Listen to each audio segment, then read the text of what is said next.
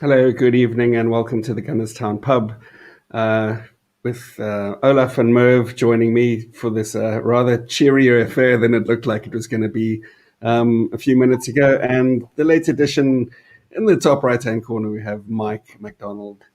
Hello, guys. How are we all doing? What are we drinking for a start? Mike, you've got something there. I just had a glimpse of it. It's Mojito. Pellegrino. San Pellegrino. Pellegrino, lemon flavored. And Merv, what are you drinking, and how are you?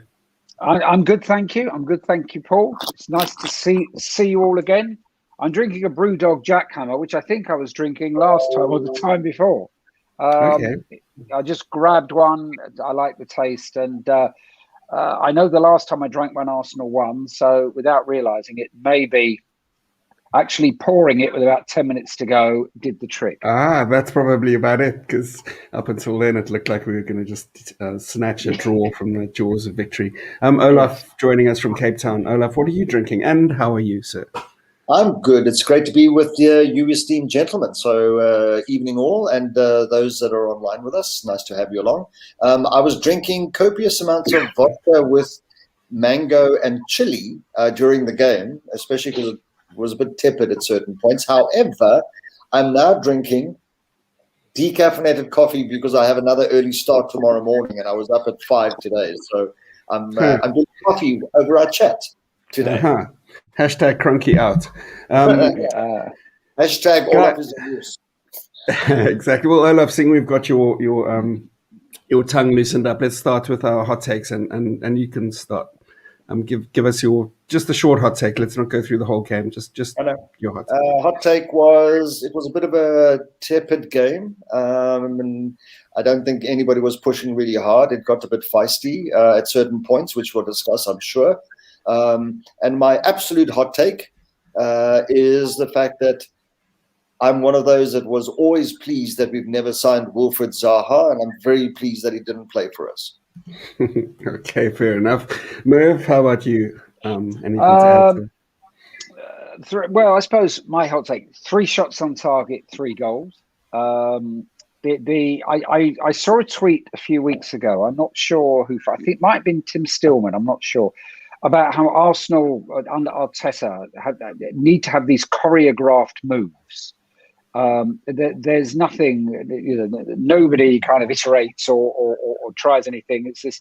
There's a certain way of passing and a certain move they try and put together. I suppose the first goal was a little bit like that, and that's the way it looked through the second half. Endless balls across and back, looking for somebody to get inside, can't turn, cross and back. And then just 2 bits of inspiration from Martinelli and Pepe at the end showed what you can do. I think we'll touch on that a little later, because it definitely seemed like Arsenal were a team of 2 very distinct halves. You know, like first half, I felt we dominated. Second half, I think we just shot ourselves in the foot, which we've done a lot. Mike, your hot take? Yeah. Mine's almost identical to Merv's there. I feel that we had 2 moments that were not choreographed. The coach had no part in them. And I think we would all agree that our coach needs to learn quite a few lessons, and that's one of them. That, the ball was not just tossed in the box or even really crossed in the box from that angle all night long. And we had many, many opportunities. Then off the cuff, Ødegaard, because he has the gift to do it, puts in a beautiful cross to Martinelli. We score there, and then Pepe probably shouldn't in the last few minutes run to the goal. He's supposed to take it to the corner flag, but decides to just go solo and make it up as you go along, and scored off that one too. And so I suppose my hot take is that Arteta needs to trust his players, because he has some quality players, and there's 3 right there, Ødegaard, Martinelli and Pepe, who can produce magic if they're allowed to. Right, fair enough. And yours? My hot take. My first hot take was that I really quite like the kit, the new kits that I love kind of it. got premiered tonight. Yeah. You notice what It's you a notice pity what because I'm doing here. it's a pity because I can't buy it. I'm going to join this the Cronky out sanction Oh, and not spend any money. So I know it's Olaf one has of my, probably ordered 5 or 6 of them already. it's one of my I think it's one of my favorite strips of the last, I don't know, for me 15, 20 years, because I was looking at mine the other day. So but I love the new. Maybe there's too much yellow. Maybe the pants, some people have been saying, should be a different color. But the shirt's great. And I'm sorry, I'm interrupting you. Sorry, Paul. No. That's good. It's a pub. We're allowed to interrupt, I think. Yeah, I do like the kit. I'm unfortunately not going to be spending any money in the Arsenal shop until Stan Kroenke leaves. So maybe never. Who knows? It depends how lucky we are in managing to replace him. But yeah, let's move on to the next section, which is the highlight. Mike, do you want to start us off? We'll reverse and then we'll go inside out. Yeah. Do you have a Well, highlight? my highlight is probably the same as the hot take, if I'm being honest, because that's the joy of that performance. The performance probably, even though there was lots of possession, the performance didn't really deserve a 3-1 victory. Maybe not even a victory, but the players just playing off the cuff, I think, is just such a breath of fresh air. I'll give you another. Just the crowd. I mean, just the fact that there was booing. I loved it. You know, Made a huge difference. yeah, I mean, it was all against our players, but who cares? It was just football again. Yeah, it gives it a little bit of an edge. And speaking of booing, you know what I'm about to say though. Spurs So losing to Villa, and the first time the fans have been home in 14 months, and they're booing their team off the pitch. You just got to laugh at Spurs. at halftime as well. Halftime And at halftime, deservedly so. I mean, because that Spurs team looks like shit, and without Harry Kane, I think they're probably going to be even shitter than they are. A bunch of shit. Because anyway, where were we? Merv, your highlight. My highlight was, I suppose, the fact that the inspiration and improvisation won out in the end. I'm guessing Arteta has a way of playing, and I'm guessing the team will be remolded next season to play in that kind of way. It's almost like a kind of City lights of keeping possession and knocking, don't lose it, don't play a 50-50 ball, keep it, move it across, try from another angle.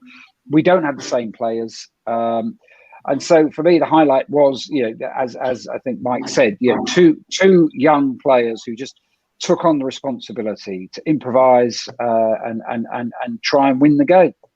And before that, it was getting turgid. It was just kind of, it was, if I wasn't on the pod, I might have switched over with about 10 minutes to go, because it just felt like it was petering out to a 1-1 draw.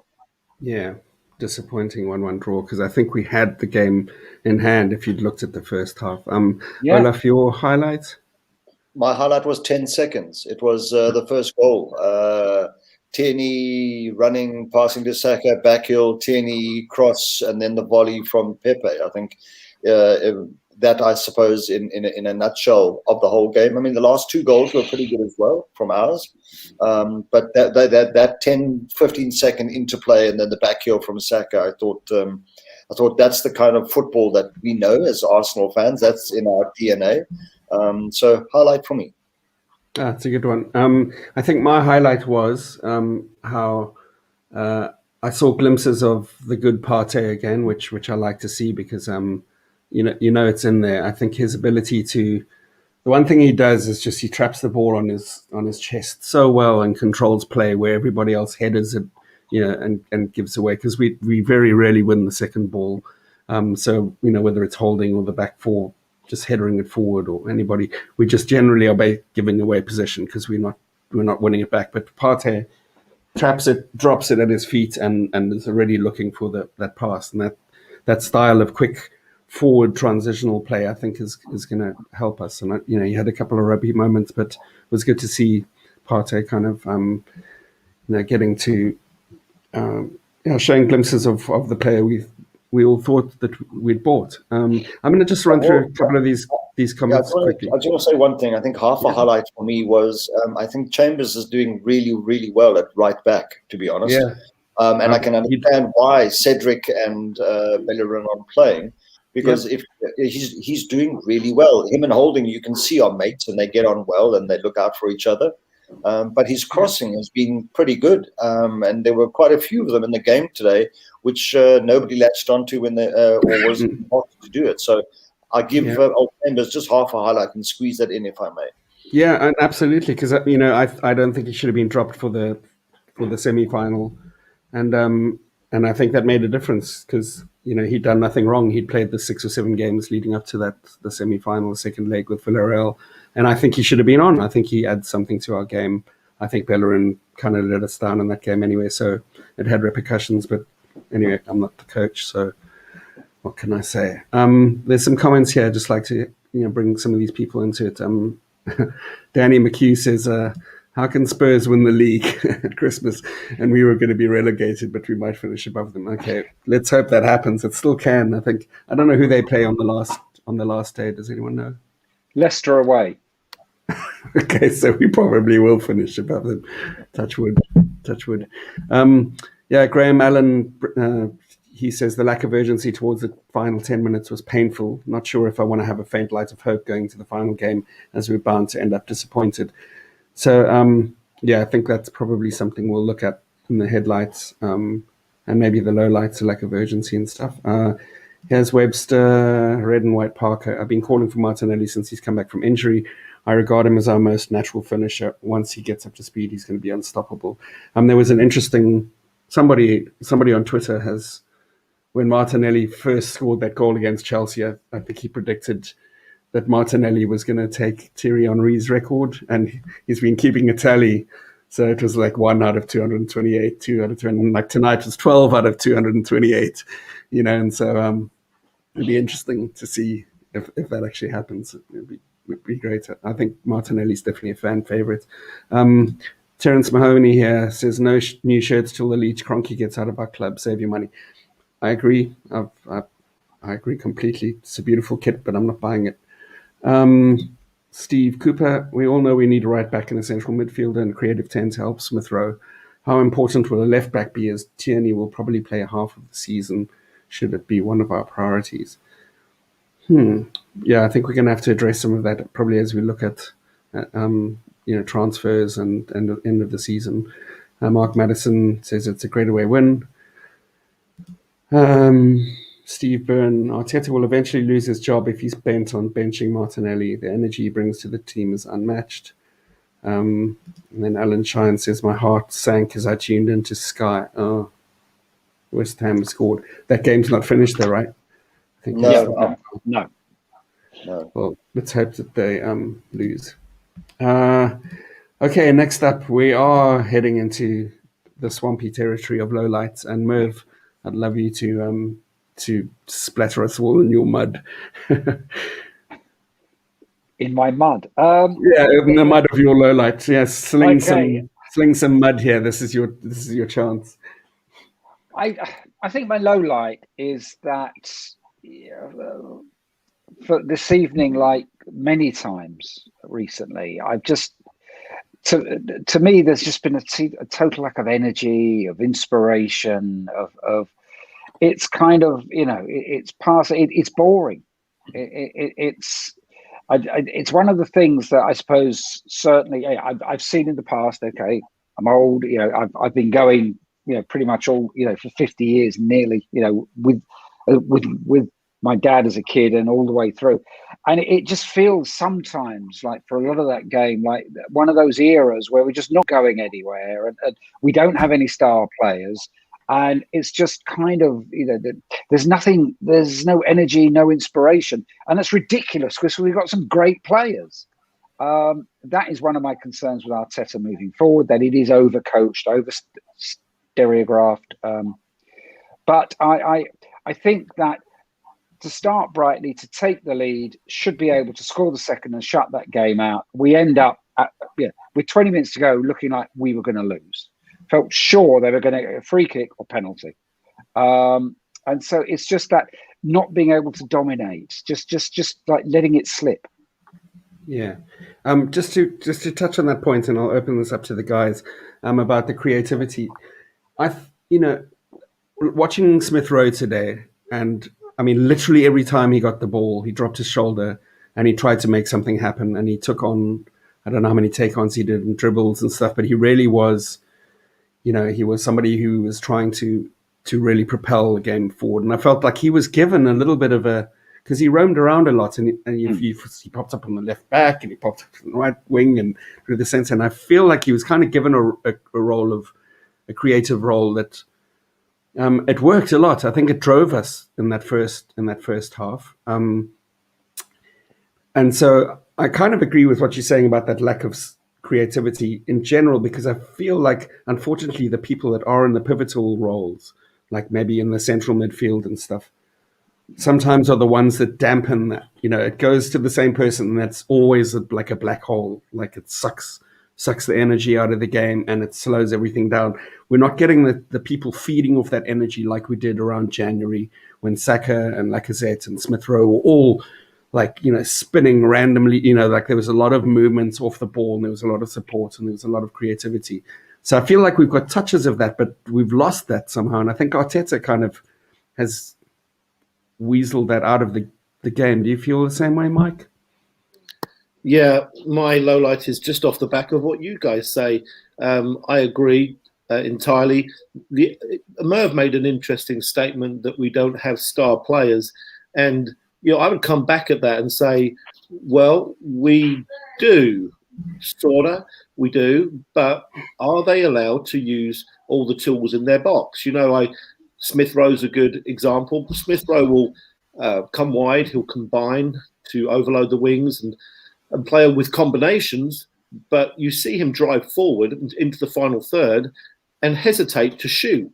And I feel like, we all know that the boy can shoot. He's got a really good bending shot, but it's like he's not allowed to pick that tool out of his box because the coach has told him not to. And Saka, the same thing. Saka gets the ball in the final third and was playing more as a dual number 10 today, but would combine again with Aubameyang, but again wouldn't shoot or wouldn't. And his tool that he needs to pull out of his box is just to dribble into the box at speed and try and create some jeopardy in there. But it's like he's not allowed to do that either. And I feel that our coach is hindering our players because he's not playing to their strengths, and he's keeping some of their tools in their box. Just do what I tell you to do. Don't whatever you do what you think you should do. And don't improvise. Yeah, that's the word, Olaf. That's the word. Don't improvise. Do what I tell you to do. And that's not how football's played. And when Arteta needs to watch out, because when the crowd gets back, Paul, the crowd aren't going to go for that. There's going to be all kinds of booing when we're losing or drawing, and it's just horseshoe football. So, right. There's the word for the evening. Children, improvise. My low light. Your low light. My low light has got nothing to do with any of the 22 people playing today. Actually, I'm going to go with my low light is if I'm. I hope I got his name right. It's Mike Riley, who was the referee tonight, right? Anthony Taylor. Sorry, Anthony Taylor was the referee. Yeah. The referee might as well have been Mike Riley. It's just a shit. Yeah. The referee, Anthony Taylor, was the low light for me. There were definitely 2 red cards, possibly 3, and in itself, you can. And this is a podcast and a thing around a beer or 2 that we're doing now. We would be discussing for at least 1 or 2 hours. But if that had been anybody else, if it had been the other team, as in us or whatever else, even another team, choose any team in the Premier League, I can almost guarantee you there would have been real red cards there. And the fact that VAR, on top of which, then didn't correct him when it was clear red cards. And again, Mike's much more technically adept than I am. But the fact that VAR didn't do the correction either and so that's the low light for me. The refereeing and the assistant refereeing being the linesman and then the VAR. Let's talk about the red card incidents and stuff right now. Mike, Olaf threw this at you. So those red card incidents. So there was the first one, the 4th minute was Schlupp, right, on Chambers, on his planted leg, low tackle, went in over the ball, studs showing, and landed on his planted foot, right? His, what do they call it? The grounded foot, whatever. Is it because it's too early in the game to give a red card? But I thought that they wanted to protect the players and they had to stamp that stuff out. Well, 80% of the time that's a red card, and it probably is, Paul. You think you got it right. It's probably because it's early and the referee just wasn't in the mood. That one was ridiculous because that was an easy red card to give. And the other ones bother me even more because it just leans into why so many players cheat. Because when El Neni was it 4 rounds smashed in the chin, I know that doesn't justify falling over and rolling around. But if he would have fallen over, like 9 out of 10 other players in the league would have done, and rolled around and held his face, that is a 100% red card because of the reaction and, showing the referee, hey, look at what happened here. And then what about 2 minutes later, or maybe 60 seconds later, the ball goes to the center of the field and Benteke kicks out at Partey, I think. And again, Yeah, if he just Benteke, the shoulder on Saka, wasn't it? Right? Was that? No, there was another one literally straight after that. From that free kick, it went to the middle of the field, and Benteke went after Partey, and Partey just popped back up. But if he stays down and rolls around, and that's what's so sad about football is that the referee won't give it unless you dramatize it, and because you dramatize it, then football gets a label, rightly so, for players flopping and acting, but they have to. What a shame. It is a shame. Merv, what was the other one that was a borderline that that could maybe have been and wasn't? I mean, I remember the one in Schlupp. I remember the off the ball handbags. You lift the hand towards the player's face, and and normally the player just gets red carded. Like it's and Benteke just So there was another incident. Olaf, what was the third one that everyone's talking about? Is it the Benteke on Partey? Or? No, no. I can't specifically remember which the third one was. I don't think it's the Benteke one. I think whatever. But yes, but in total, I think that it still comes down to 3, which is 3 too many. None of them were given. That's what's worse. And what's even worse about them is that when that guy doesn't get given his red card, he's going to score 50 minutes later. And then El Neni's going to get a second yellow. I mean, the first one he got was for getting elbowed in the face. I don't know why that's a yellow. He was going to probably have somebody run into him, or he's going to trip him up accidentally, and he's going to get a yellow, and he's going to get sent off. And you just think like the implications of this poor refereeing decision just like multiply down, especially when it comes to Arsenal.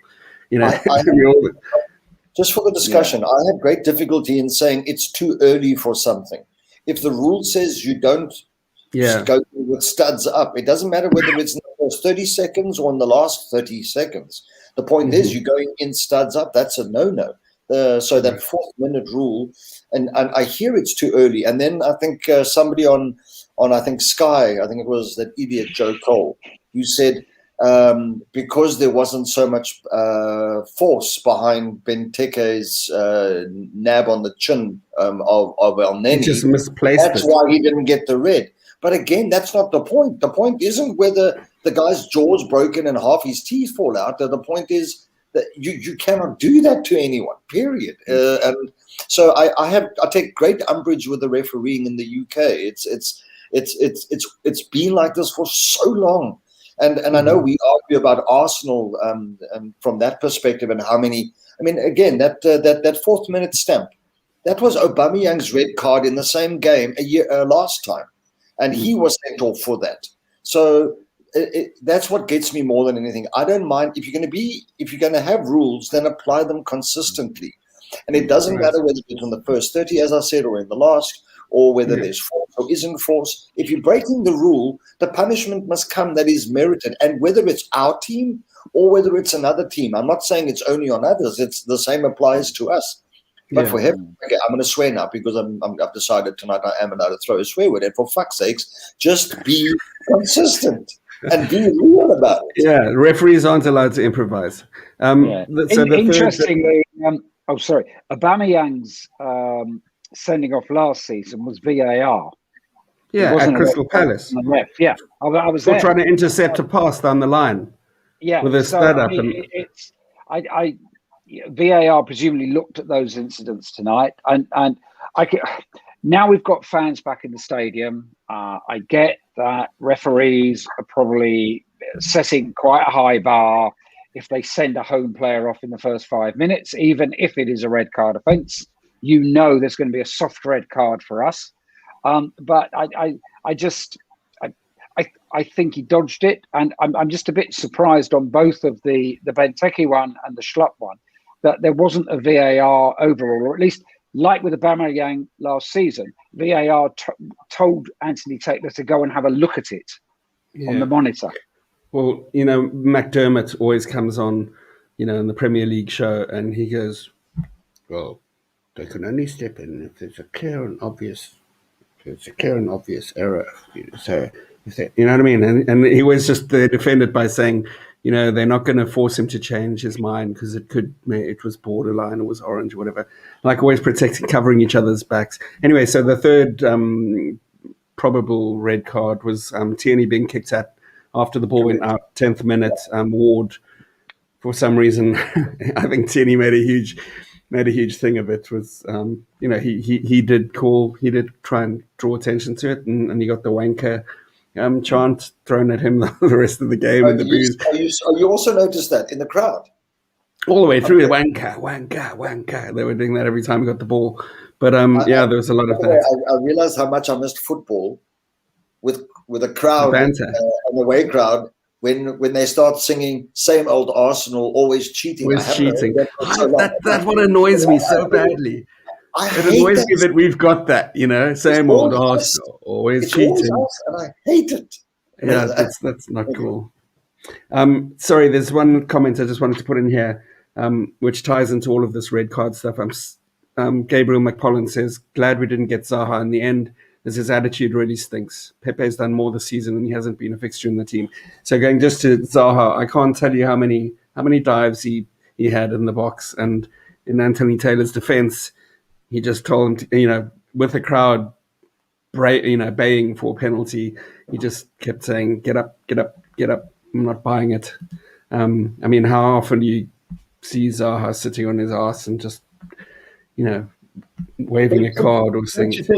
Don't you think, Paul, that a yellow card at the very least is worthy the first time somebody tries to con the referee, because the opposite judgment is a penalty kick, which is an 80% chance on goal. So he's trying to get an 80% chance on goal by conning the referee, and the referee just waving play on. Again, like Olaf said, it's more inconsistency, because exactly.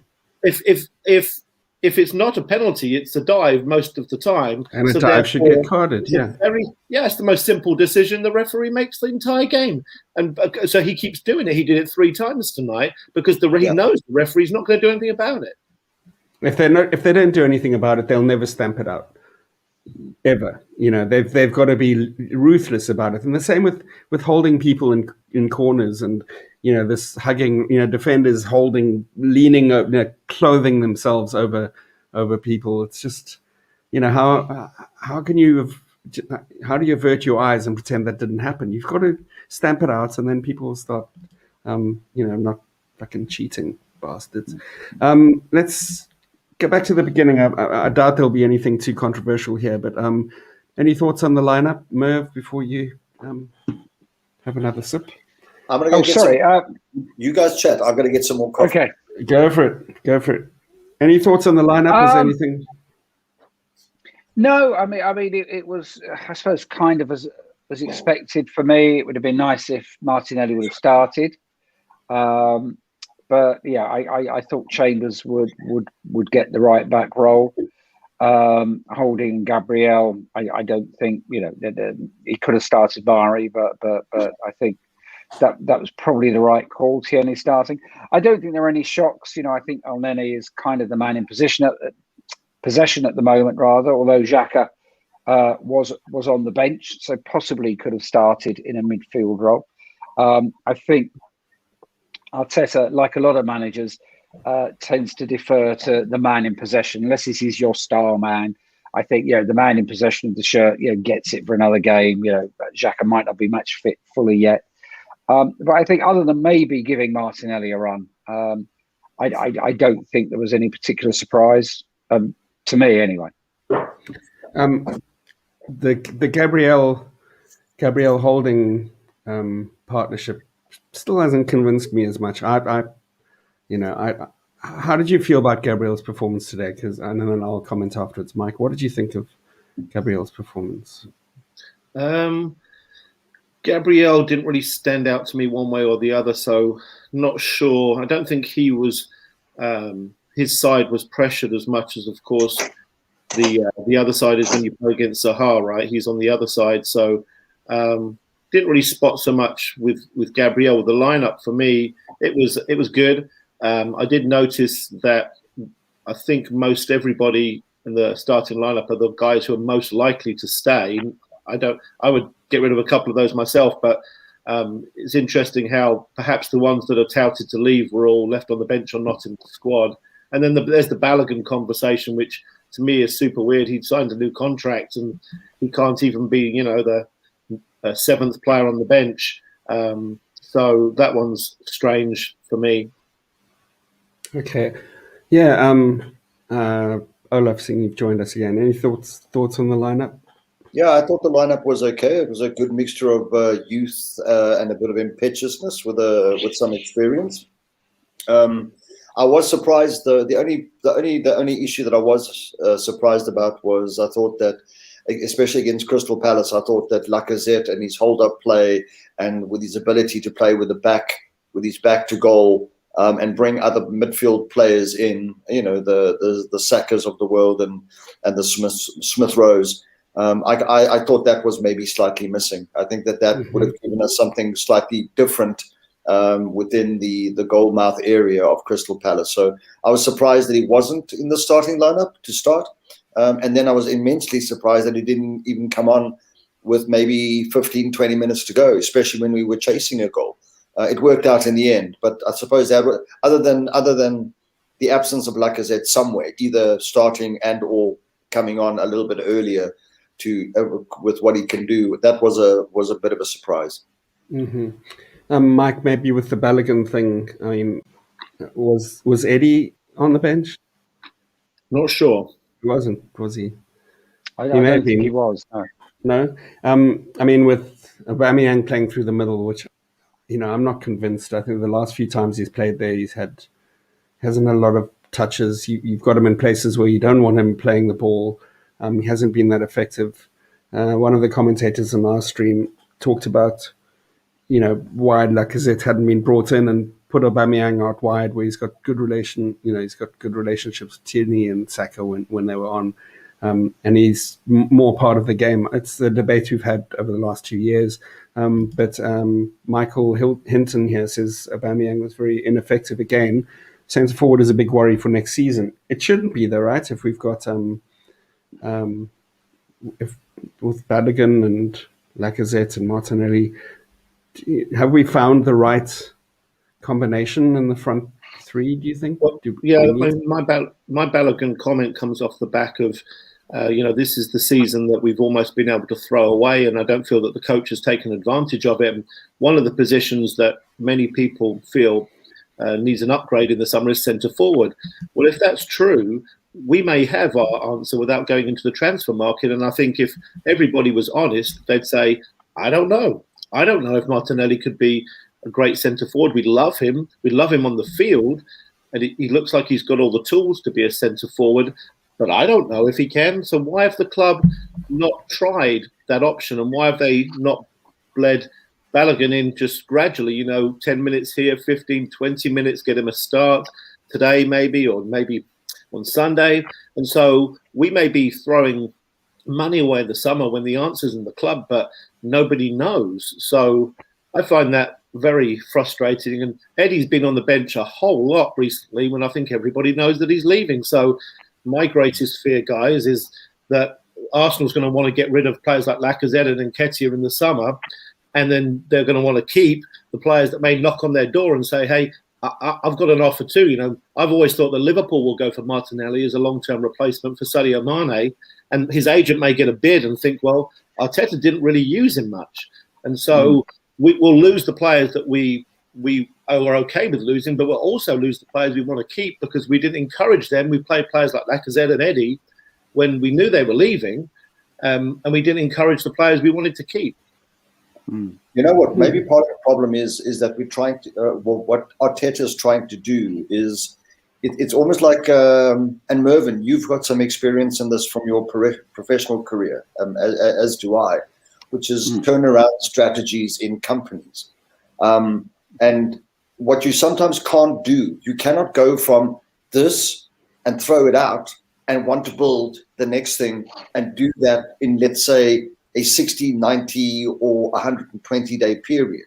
You almost have to have a staggered approach to go, I want to be here, I'm going to get rid of some people, and then the company is going to look like this, then we're going to look like that, and then eventually we get to look like this. But for me at the moment, it's kind of like we you saw what happened in the January transfer window. We kind of got rid of a whole lot of people, some of them which I still kind of question, as an example. But it's almost like we're trying to do a complete 180 degree and go, we want to go from here and we want to go over there. And everything else then in between goes back to what Mike's saying. You can't make the right decisions because you're then not identifying the right people that you need to and guide them to those various phases till you get to where you want to be, a la a Man City, etc. That's just my kind of just 10 cents worth on that. It's I think there's too much focus on trying to be. Arteta talks too much about it as well for me, and as do the club management. They almost want to go, we are going to move from here, we're going to get over there. Instead of being honest and saying we've got to do this in a staggered approach, and that is the way we can financially manage it. That's the way we manage our resources, as in human resources, as in the playing staff and everybody else surrounding it.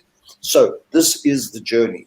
But this thing called a project, people at the moment, the project is almost like a starting point. And then at a certain point, we're suddenly going to reach the destination. And that's not what this is. And that's what's. But is that coming from the fans? I don't get that from Arteta. I get that he says that it's a slow thing, that there's a lot of things that have to take place.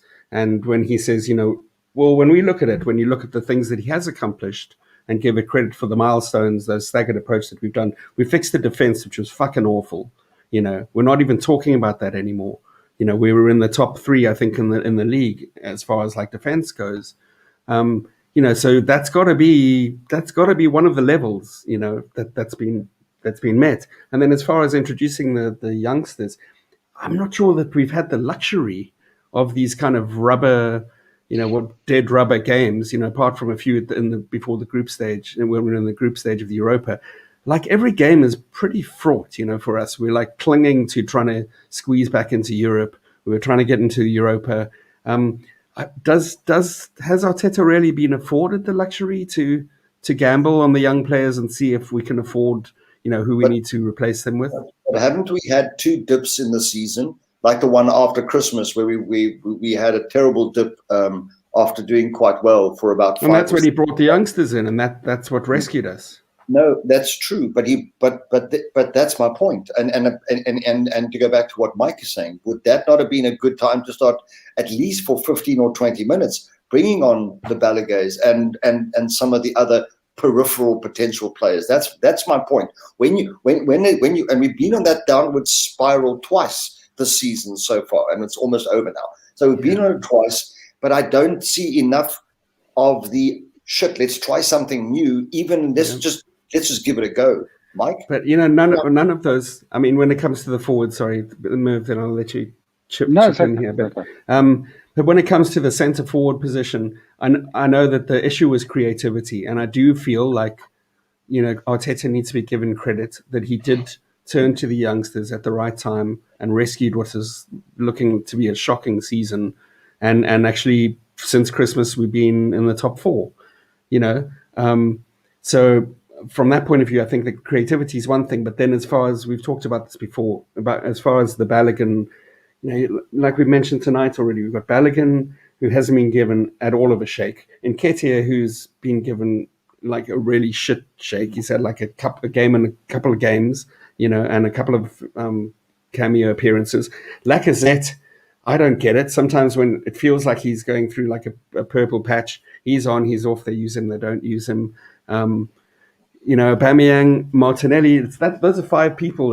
How does Arteta make it feel like everybody's, We haven't even mentioned the likes of Willock, who scored 6 goals on the trot from Well, midfield. we'll get there when we talk about like the players we get rid of and the players we keep. But Merv, is this? I mean, are we not giving credit to Arteta in the fact that the process is actually as it is being followed?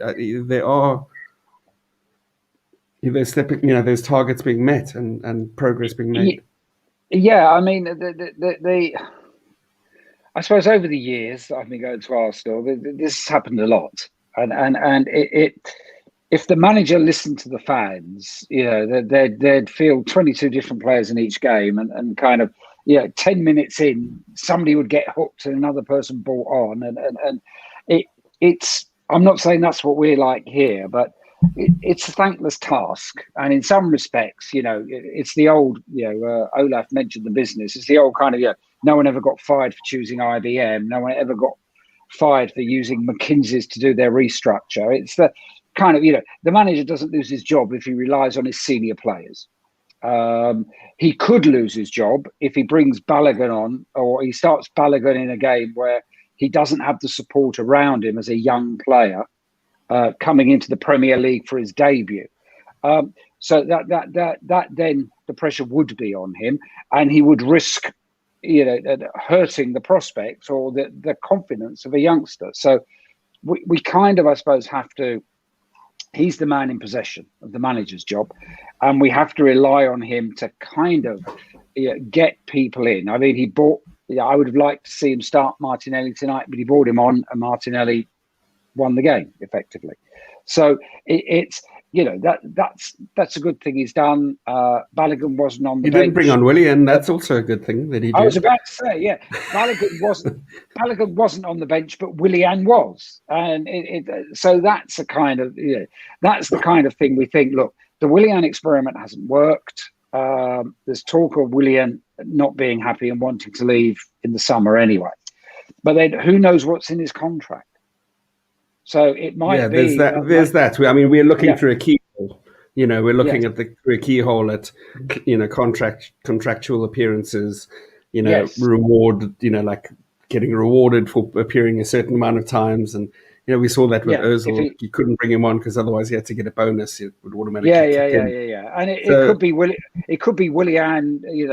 Had a contract where if he's fit, he has to be in the matchday squad or something. Right.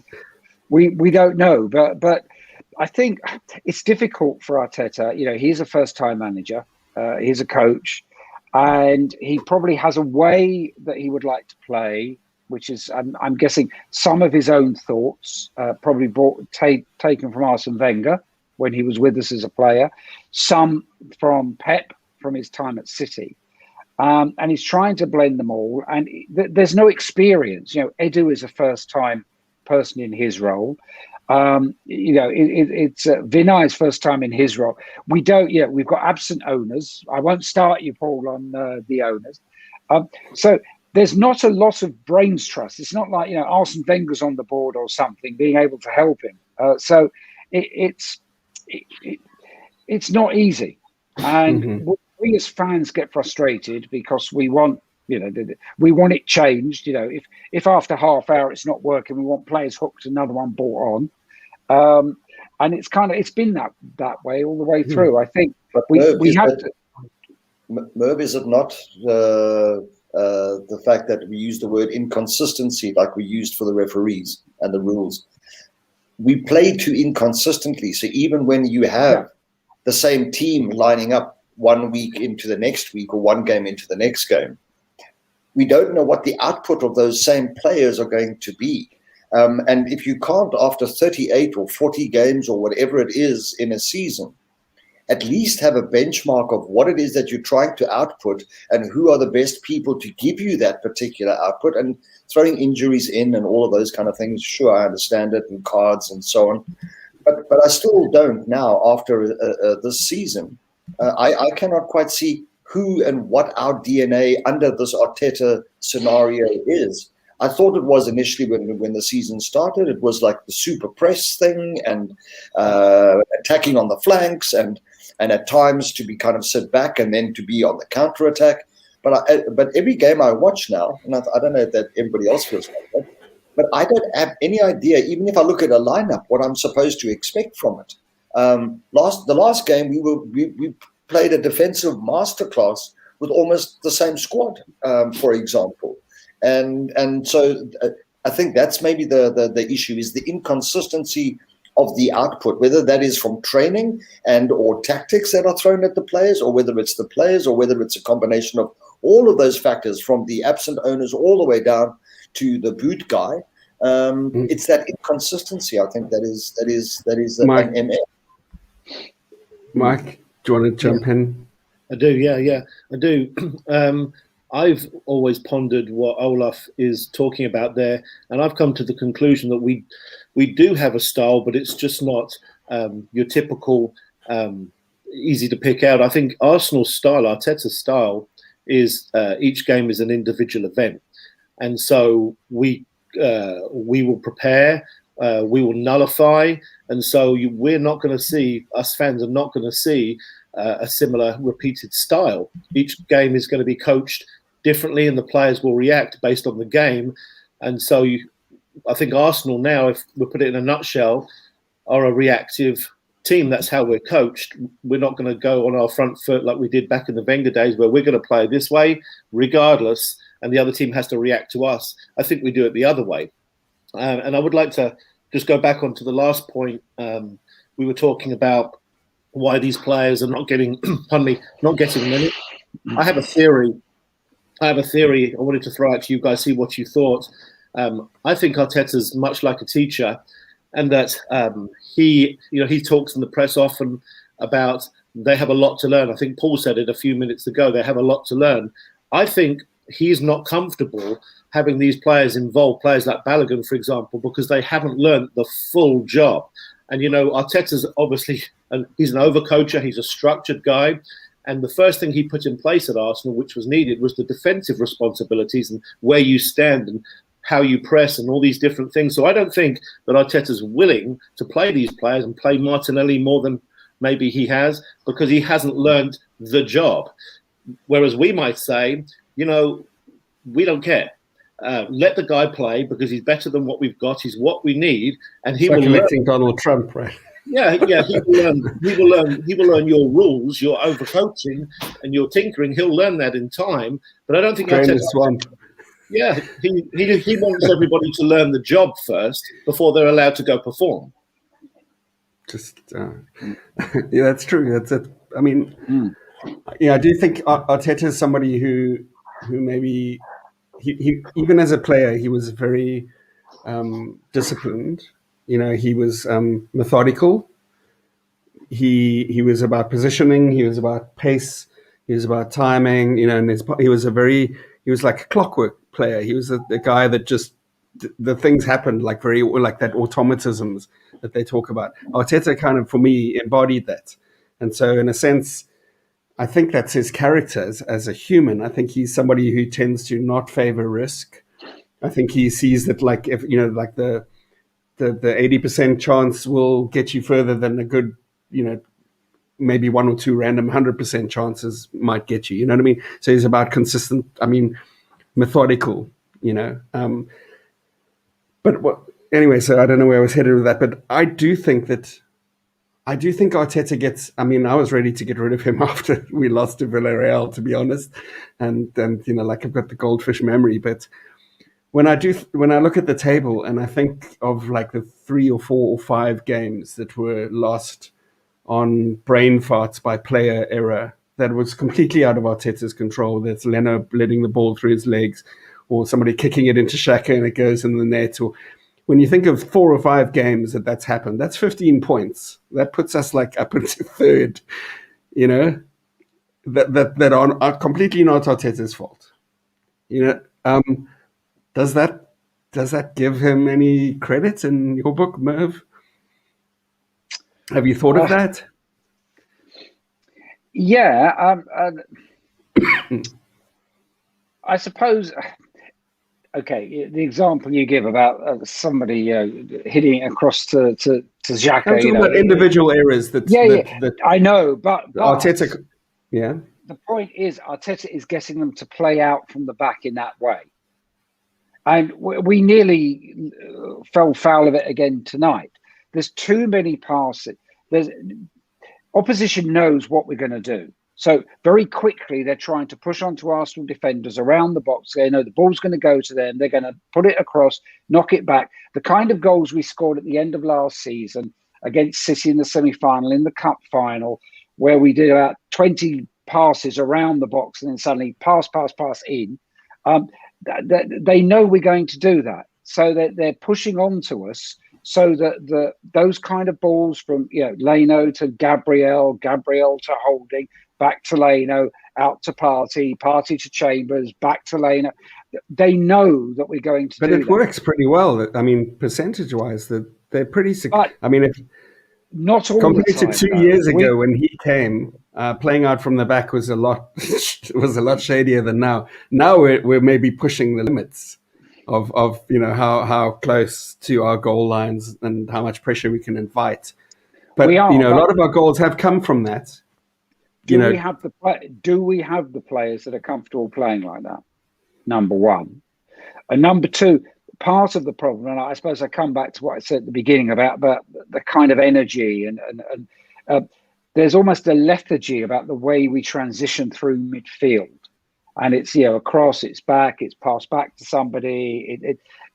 There's too much passing around, relatively safe passes, but we're not progressing. That I suppose 90% perspiration, 10% inspiration. The inspiration bit is in short supply for long periods of the game. Merv, one of the things that I've been trying to have a look at is Leno, for me, slows the game down nearly 5 out of 10 times. So when he has the ball, Gabriel, for me, he has the opportunity as the goalkeeper when he has the ball to actually start something either through the left or the right wing back straight away. He has that option. But then he holds onto the ball for like 2, 3, 4 seconds and then gives a pass into the middle. So either to a Holding or he waits for Party to come closer and then gives it to him. But it's that period for me, literally, that when all of the your opponents are in our half and there's gaps on the flanks, where from a goalkeeping perspective, if you are going to do the quick passing and short passing, you could do it very quickly. You go one, bam, off to Tierney then goes off to Saka, and then you've got Aubameyang who will be running down on the left or whoever down the middle. Watch a game again if you do, and you see Leno slows things down immensely often. Although we had a good game tonight, but we have in our 11 players, I'd say that we have 3 or 4 who naturally, unless the shape of the movements of the game suits their left-footedness or right-footedness, we've got 3 or 4 or 5 players who merely by their one-footedness put a break on our transition. It arrives at Pepe and he's got to do something with it on his left-hand side. So he always takes 6 or 7 seconds to, where he's being tricksy and all that kind of stuff. Normally doesn't go anywhere. Can be very frustrating. The same with Tierney. Unless you get him with the ball in front of him and he's running forward, it's going to have to move backwards. The same with Saka. Same with Gabriel. Gabriel, I don't know what his vibe is. He gets it and he always has to do like a little shuffle kind of weird thing and then like a back pass to himself and then pass it. I mean, there's a lot of our players that slow the game down and make it painful to watch sometimes. I mean, I get that, Merv. There's somebody put in the comments here, our donut formation is so boring to watch. But, there's so much about our transition play that is predictable and tedious and one-legged, that when you have somebody like Smith Rowe mentioned earlier and Partey and Xhaka, when he's in that mood, playing incisive forward, quick transition play, I think it helps us along. How do we cure that? If a lot of those players are people that we're keeping next season, Mike, how do we? Yeah, it's for me. It's just entirely a stylistic thing. It will improve with better players. There's no doubt that this will improve. However, Arsenal really just play basketball. Arsenal, most basketball games are, or they're all played the same way. The coach sets it all up with the plays, and the point guard will slow it down, and they'll pass the ball around, and then he'll call a play. And that's what's happening at Arsenal. It's exactly what it is. I mean, when we do have an opportunity to counterattack, we don't even do that. We even slow that down because Arteta is micromanaging this team. And so that's why you guys were talking about all the passes back, the holding to Gabriel and Leno. It's all intentional, and because we need to give our players time to go get into their 5 attacking lanes that Arteta set up. And it's this process. It's how he believes the game should be played. He's controlling the whole thing. And we won today because those 2 players decided, to heck with this, this is not working. I'm going to come out of this. And as Olaf said earlier, I'm using my own initiative, if that's the word he used. So, and so Arsenal play basketball. And that's why it's boring, because basketball is boring. Yeah, it's the predictable. It's the predictable side of it, and I think that when your team is just predictable, it's hard to watch sometimes. And obviously, if it's predictable for us, for professional footballers, what we're doing in front of them is so predictable too, and you can see it. There's a point at which, I mean, we really had Crystal Palace's number. I felt in the first 20 or 30 minutes, they caught us on a couple of counters, but they didn't know. They didn't look like they knew what they needed to do. Then Roy Hodgson was like, just press them and put them under pressure, and we just sunk into ourselves, into those ruts. We're running. It's like we know what we're doing for the first 20 minutes, and they're all doing it, and then when there isn't an outcome of that, then it's like, okay, well, we're just going to throw it out now, and just the old well-trodden path, paint by numbers and do what it is that we've been told to do. Yeah. I think we've covered our goals pretty much. They were, Pepe dragged us across the line with a couple of, creative, I think his contribution was huge tonight, and as frustrating as he can be. And then obviously Martinelli, finally somebody decided to go, to attack one of the brilliant crosses that Chambers or Tierney was putting in. So that's for me. Has anyone else got anything they want to say about the goals? On the flip side, I'd say, Paul, of us playing programmed plays, the first goal was a programmed play. It was the combination out wide, wasn't it? The quick combination, gets Tierney loose, and then Tierney cuts the ball back to the penalty spot, and Pepe comes around. And that's, to their credit, if I was going to program and have a passing pattern, that is a very effective one if you can pull it off, is bringing that guy around to the penalty spot, because all of the centre-backs and the full-back are drawn to the 6-yard box by the movement, and Pepe has scored many goals by the penalty spot. So there's a positive out of the basketball I was talking about, is that that worked. Yeah, it was like that Ayup, right? Yeah, the lob and the slam dunk. Yeah. Also, I would say for the Martinelli goal, it was Ødegaard who, rather than playing the programmed passing it back, actually took the cross, across the goal for somebody to attack, which Martinelli did. He's an inspirational player. He plays, I suppose, he's an improvisational player. And I think Ødegaard is. It's interesting because I was watching some conversation online earlier about, should we sign Ødegaard if he's available? Has he done enough? And obviously, Madrid might want far too much money. And there are times when I've really, really thought that he could be something special if we can allow him to grow and develop. There's a bit of inspiration there. I mean, he effectively won the game tonight with that second goal. But then there is a concern as well that he might have all of that knocked out of him in the very almost robotically programmed, I won't say Arteta way, but the way that we are choreographed in our moves. it kind of knocks the inspiration out. So it's an interesting one. I know it's a question you haven't asked. Let's ask that question. Who should we sign? But let's ask that question just about Ødegaard. Would you sign him if he was available for a decent price, Merv? Just say he was available for. Well, give me your price if you were going to sign him. What your maximum price would be? If you were going to sign him, of course you don't have to. I know. No, I know.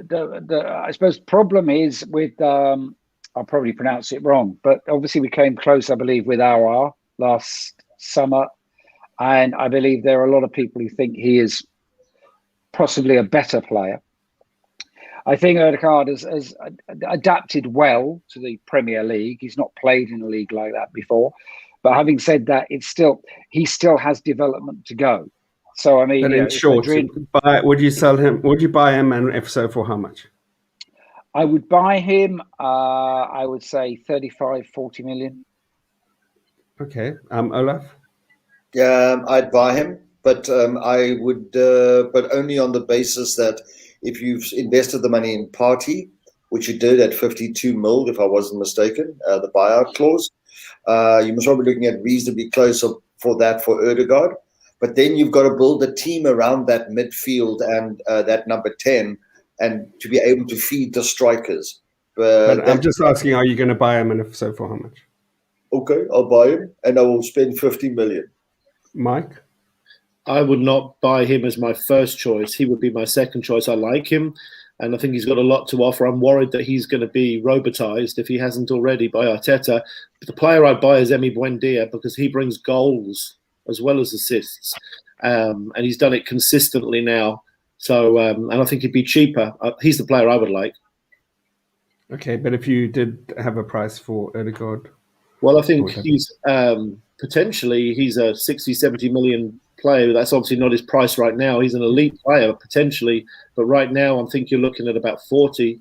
And it's hard to know what we would do if we don't know our budget, because we have other areas that are arguably more important with the introduction of Smith Rowe. So hard to know. I don't personally. If anyone's interested, I wouldn't. I don't. I saw what he did tonight, and I loved that cross to Martinelli. But I also saw what I've seen, and apart from that one game that he really dominated, is it's kind of Ozil-esque in that it's pretty, it's great to look at, but it's fucking unproductive. It just never seems to, like, he's not going to take the responsibility. He shot that once and scored a goal, like how long ago it was. But I just never get the impression from him. Even today, there were chances where I was like, okay, cut it on your left and shoot. And it just went back out, you know. So I just don't get excited as I do with Smith Rowe. And I think that they're competing for the same kind of place. I'd rather build a team around Smith Rowe than I would around Ødegaard. That's just me. So I wouldn't buy him. And I think he'll be overpriced anyway. So what was I going to say? Yeah, we're faced with the possibility that we might go into sixth if we're lucky, if results go our way. But we could also end up in seventh, which is the Conference Europa League. Olaf, how would you feel about playing in the Conference League, whatever that is? Would you rather? No, I'd rather skip out a year and focus on the task of what is the team, how do we play, and let them play. And if then next season we start off in that part of the league and then in the Conference League and then move up to Europa and whatever else, fine. Then that's part of the process. But I think it's going to do us more damage unless it's going to be used exclusively like an under-23 tournament, but not for the first team. Because to go and play that and that many games and then to come in and still then try and be in the running for a top four minimum in the league, I think is going to be a huge ask. So no, I would rather. We've had a shit season as it is. So whether we end up seventh or whether we end up eighth or ninth, I don't really care anymore. It's already shit. So let's leave it at that. But don't try and win something or get entry into something which is actually going to not allow you to progress. So I would absolutely not like to be in the Conference League at all. Merv, I'm going to raise that up a notch for you. Would you rather that we didn't make Europa and get sixth and take the medicine that we've been that we haven't been taking for so long, or do you think that being in Europe and squeezing into the Europa League would be a form of success in this season? Do you think it'd be better or worse? Oh, for the days of fourth place is a trophy. Yeah, I remember we complained about that. Yeah, I would hate. I suppose my concern is that, and again, in my younger days, I've had plenty of seasons out of Europe and stuff. I, as a fan, I think at the moment to drop out of Europe completely, and I know it's what Liverpool did when Klopp first came. They finished 8th. They had a season out of Europe. And if I felt that if we were out of Europe, the owners, and I won't start you off, Paul, the owners would somehow still invest in a team which could certainly maybe, without having to play all those Thursdays and everything, could finish in top 4 and begin to bring us back to where, we might attract a different kind of player. Then I would do it. But I don't have any confidence that the owners, and I don't expect that to change over the summer, much as, like you, I would like it to. I don't know. I just think it will be, we're not in Europe, therefore the budgets are down, and that it's difficult because I even the Europa League, I like being in Europe because it feels when you're not in Europe, it's kind of you are kind of in the second tier of the Premier League. But I've often thought, and even under Arsene Wenger, I was thinking towards the end, maybe we just need to drop out of Europe for a season or so, concentrate purely on league game after league game without playing Wednesday, Saturday, or Thursday, Sunday. But I don't know I don't know now that would be the best thing for the club, given the money that's been lost during the pandemic. There haven't been fans in and stuff. I think that's a good point, and I'm going to take that and raise it and give it to Mike. If we weren't in Europe next season, I think we'd have even more of an issue than we do now, in that we have a squad. We have the number of players designed for like European competition. Like a lot of the Premier League only teams have got smaller squads. They know who they're playing week in, week out. There's not a lot of rotation, not a lot of opportunities. Do you see that if we don't get into Europe, that might become an issue? That we've got even more players that we're trying to squeeze into a smaller space? Yeah, I do. I think the optimal scenario is what Olaf said, which is that we qualify for whichever competition, and that, the Conference League, let's say, and that the first team are not involved, because you have to find minutes for players that you want to. The guys we've been talking about that we wish had minutes, they did get minutes in European competition, and if we wouldn't have had that, then maybe Balogun wouldn't have signed the contract, for example. So I think you have to have that for them and to give them hope. But I think you just have to do that exclusively, is make that an under-23 or B team tournament, and just chuck the desire to try to win the thing and just use it just for minutes. The only other part of it from a coaching standpoint is, Arteta's focus is divided, because now he's having to, rather than have a whole week to prepare for this one next Premier League game, he's having to do, one day. Two jobs. Yeah, he's got 2 jobs, because he would have to go travel to somewhere in Bulgaria with this B team and show interest in that. And so his focus is divided. And I would personally love to have a whole season with no Europe, just to see what he could do with focus entirely on one competition. Interesting. Folks, we've been going for quite a while. Let's just round this off with a quick foresight at what's happening on Sunday with our final game against Brighton at home. And I hear there's some interesting things planned, so it should be an event. It should be wild, as Trump would say. Be there, it'll be wild. We'll have fans back. That's pretty exciting. Merv, what do you think? Yep, I'm going to be one of them. Oh, Yay! you got your ticket? Go Merv! Yeah, I have a ticket. That's brilliant. That's brilliant. And Do you have any predictions for the game? well, I'm hoping we win. Okay. By how much? I've been waiting By a how long much? time. I've been waiting a long time to go back to the Emirates. Well, unfortunately, Brighton seem to cause us problems. And yeah, Well, I they think just back beat Man City, didn't they? I think back 2 years ago to that final home game where we needed to, all we needed to do was beat Brighton, and we didn't. We drew. I would like to think that Basuma wants to come, so he'll kind of he'll throw a 6 out of 10 for the afternoon. But no, I think I've got to believe. I'm looking forward. I know there's a protest, and I'm going to I'm going to manage that with actually going into the ground as well. But I wouldn't want to, having waited since last March, to actually go and see a game at the Emirates. I'd hate to think I'm going to see him lose. So it's I think we'll win. I think having fans there, and I think that's been a huge difference for us this season. And even the Villarreal at home match with 60,000 in the Emirates, Arteta would have known things needed to be changed earlier. Mm-hmm.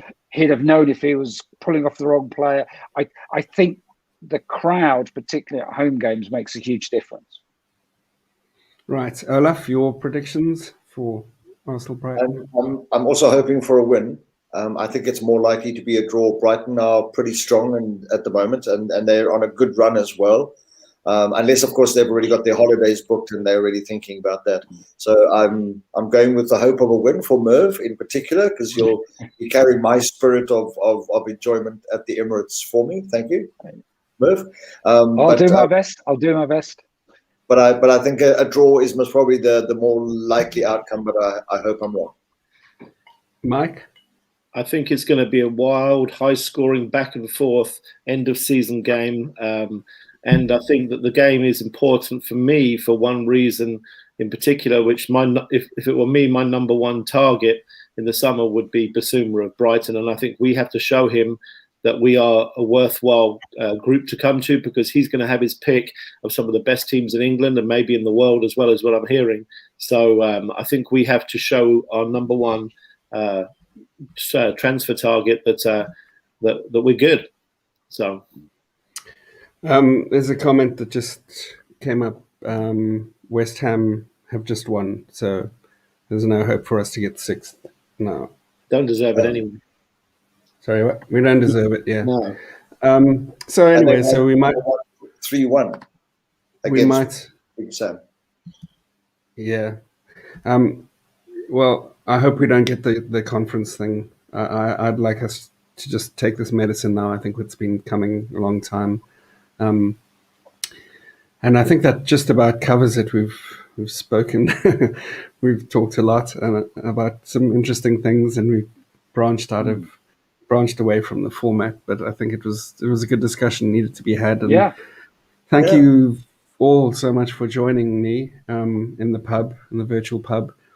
And also for all of you that commented online, thanks for your comments and your insights. There's a gem or two that comes through the comments, so thanks for that.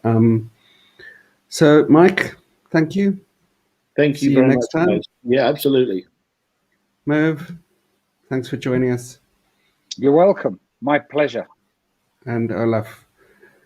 Thanks. We won't do it again this season. And just officially to you guys and the rest of the crew in the Gunners Town Pub, it's been a blast being on here and a privilege. So I thank you all for accepting. Thanks for being here. Come on, you Gunners.